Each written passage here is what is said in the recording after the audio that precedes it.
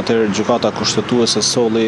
edhe vendimin e saj në lidhje me kërkesën e qeverisë së Republikës së Kosovës dhe një grupi deputetësh të lëvizjes vetëvendosje. Fillimisht lëvizja vetëvendosje kishte kërkuar mas për seancën e zgjedhjes së presidentit, ndërsa qeveria shpallin antikushtetues të dekretit. Tashmë vendimi është që deputetët e Kuvendit të Kosovës do të kenë 34 ditë kohë për të zgjedhur presidentin e ri. Në vendimin dhe arsyetimin e gjykatës kushtetuese thuhet se kjo legjislaturë nuk ka pasur kohë 60 ditë kohë për të konsumuar të gjithë procedurën për të zgjedhur presidentin e ri, me që është konstituuar vetëm në 11 shkurt dhe në ditën e 26 të kësaj legjislature u mor vendimi për mas pezullimi për të, dhe tashmë gjykata kushtetuese thotë se rrethanat e rastit i japin të drejtë në këtë rast Kuvendit që të konsumojnë edhe 34 ditë të tjera në mënyrë që të kompletohet ky 60 ditëshi dhe të zgjidhet presidenti i ri. Në rast se i bie tashmë deri më 28 prill, nuk kemi ose Kuvendi dështon sërish të zgjedh presidentin, atëherë në mënyrë automatike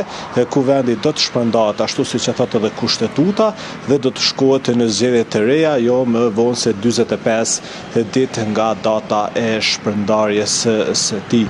Që do të thotë se skena politike, partitë politike do të kenë edhe një mundësi, diçka më shumë se një muaj kohë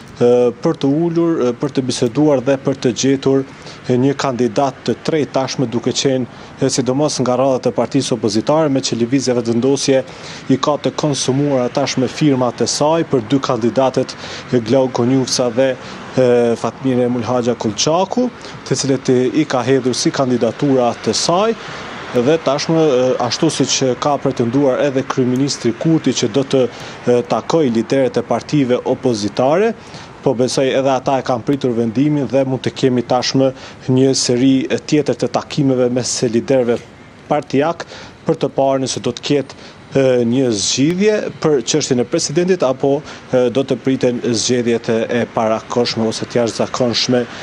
nëse nuk do të ketë një marrëveshje. Ideal në radhë të parë, a ka patur reagim deri në këto momente që ne flasim nga presidentja e Kosovës Vjosa Osmani, dekretit cilës është rrëzuar nga kjo gjykatë kushtetuese dhe që me të gjitha gjasat deri në datën 4 prill, mos gaboj, kur i mbaron mandati zonjës Osmani, nuk është ajo që mund të shpërndaj parlamentin e Kosovës në rast të moszgjedhjes së presidentit, por mund të jetë zonja Albulena Axhiu që merr edhe kompetencat e presidentes në detyrë mbas 4 prillit, apo jo? Po, është e vërtet, nuk kemi pasur reagime ende zyrtare, ju siç e këtë është çështje minutash kur edhe vendimi është publikuar nga gjykata kushtetuese, po besoj të gjithë do të bëjnë një analizë, është vërtet një vendim voluminoz dhe arsyetim i gjykatës kushtetuese pse ka ardhur deri te ky vendim. Besoj së shpejti brenda orës ndoshta mund të kemi reagimet e para. Ka pasur disa akte nga lëvizjet vetëvendosje të cilët e kanë konsideruar si fitore të së drejtës vendimin e gjykatës kushtetuese, mirëpas kryeministri Albin Kurti të paktën deri më tani, derisa para se të bënin këtë lidhje, nuk kanë reaguar. Ajo që pritet tashmë është takimet mes Kurtit, Hamzës dhe Abdigjikut, si tri partitë të cilat mund të bëjnë numrat për të zgjedhur presidentin e ri, me të njëjtën procedurë që tashmë ne e kemi përmendur, që kërkohen në 2 raunde të para nga 80 vota dhe në të tretin vetëm 61 vota. Është e vërtetë edhe ajo që thonë ju që zonja Osmani duhet të lëzë zyrën e presidentit me datë 4 prill dhe do t'i kaloj kryetares së Kuvendit Albulena Axhiu që do të jetë ushtruese e detyrës. Nuk ka shumë kompetenca për ushtruesin e detyrës, sigurisht caktimi i datës së zgjedhjeve do të jetë një nga ato pas takimeve formale.